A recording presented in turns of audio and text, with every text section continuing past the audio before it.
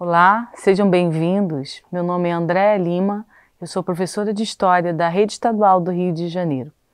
Hoje estudaremos o que mudou nas relações de trabalho após a Revolução Industrial e as independências na América. São os assuntos da nossa aula de hoje. Bora estudar? Muitas foram as consequências da Revolução Industrial. Houve aumento da produtividade, mudança nas relações de trabalho, alterações no modo de vida e nos padrões de consumo da sociedade.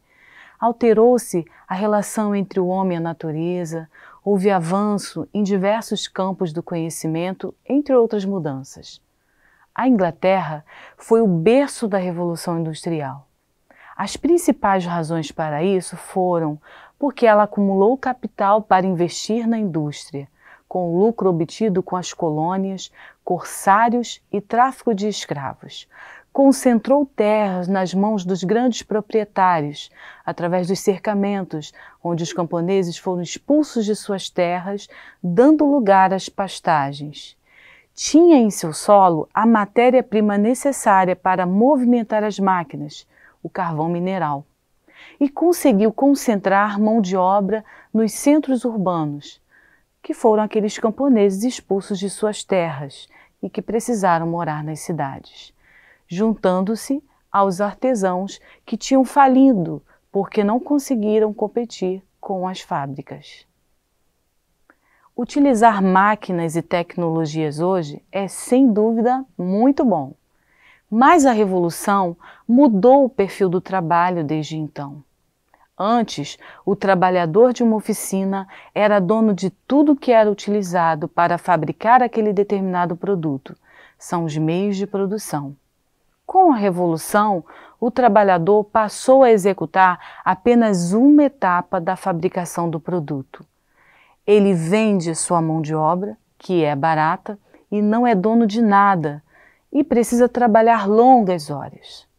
No início, mulheres e crianças precisaram se empregar nessas fábricas.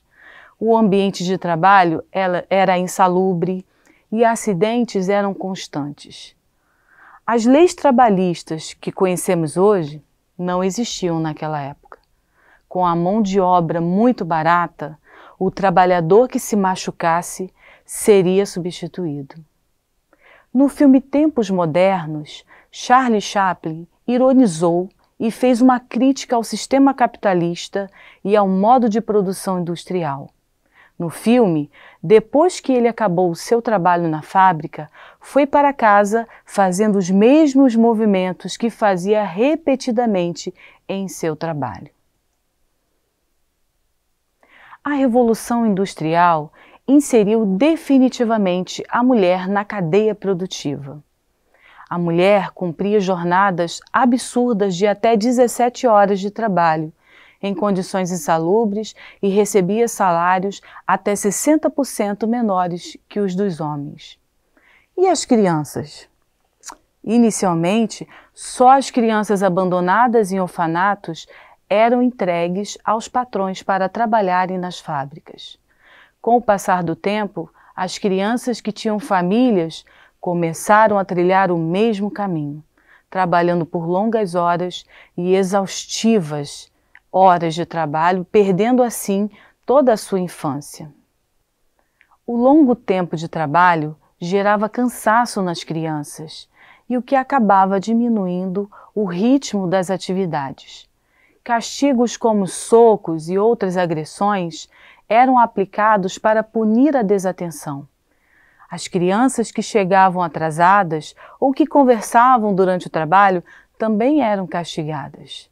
As que fugiam eram procuradas pela polícia e fichadas quando encontradas. A Revolução promoveu a exploração não só de adultos, mas também do trabalho infantil. Ainda falando sobre Revolução, em 1789, ocorreu na França o movimento revolucionário que passou para a história com o nome de Revolução Francesa. Foi nesse momento que nasceu a moderna concepção de cidadania. Uma das reivindicações era a eliminação dos privilégios da nobreza.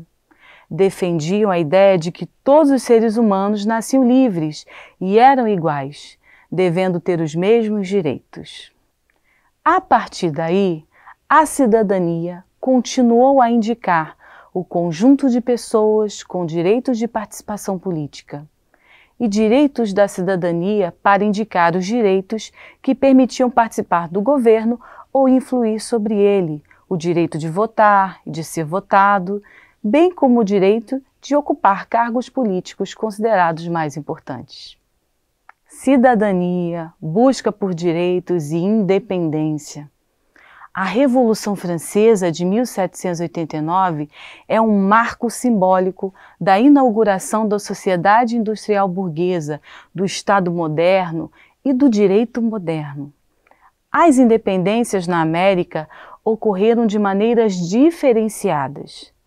Mas mesmo antes da Revolução Francesa, os ideais iluministas já haviam possibilitado que na América do Norte os colonos ingleses realizassem a independência dos Estados Unidos e construíssem também uma república. As 13 colônias, que eram propriedade da Inglaterra, se manifestaram contra as cobranças, cada vez mais intensas, feitas por sua metrópole. Mas o impulso maior foi dado mesmo graças ao poderio do Estado francês, que enviou reforços para auxiliar os colonos em sua luta pela independência. A independência do Brasil foi um processo iniciado a partir da Revolução Liberal do Porto, que levou ao rompimento entre Brasil e Portugal, no dia 7 de setembro de 1822. Com a independência do Brasil declarada, o país transformou-se em uma monarquia com a coroação de Dom Pedro I. Mas, ao contrário do que aconteceu com outras partes da América, a independência do Brasil não foi obtida através de luta. Ela foi comprada. Isso mesmo. Portugal só reconheceu a independência do Brasil por meio do pagamento de 2 milhões de libras esterlinas. Ele usaria esse dinheiro para saldar sua dívida com a Inglaterra. Não lutamos pela nossa independência. E vale lembrar que a maioria da população era escrava, marginalizados que não tinham nenhuma participação política e tinham outras preocupações imediatas, como sobreviver ao tipo de vida que lhes foi imposta, a escravidão. O Brasil desfrutava de uma certa independência em relação a Portugal por conta do rompimento do pacto colonial com a vinda da família real para o Brasil em 1808. A elite brasileira temia que o pacto fosse restaurado. Então, Dom Pedro, influenciado por essa elite, aceitou romper com Portugal e se tornar o primeiro imperador do Brasil. Confira agora algumas curiosidades sobre a independência do Brasil. O decreto de independência foi assinado por Maria Leopoldina, pois Dom Pedro estava em São Paulo. A independência só foi reconhecida em 1825, após o pagamento das indenizações. E o famoso quadro da Independência ou Morte foi maquiado para dar imponência para o ato de Dom Pedro. Obrigada por sua companhia em mais uma videoaula de História. Até a próxima. Tchau!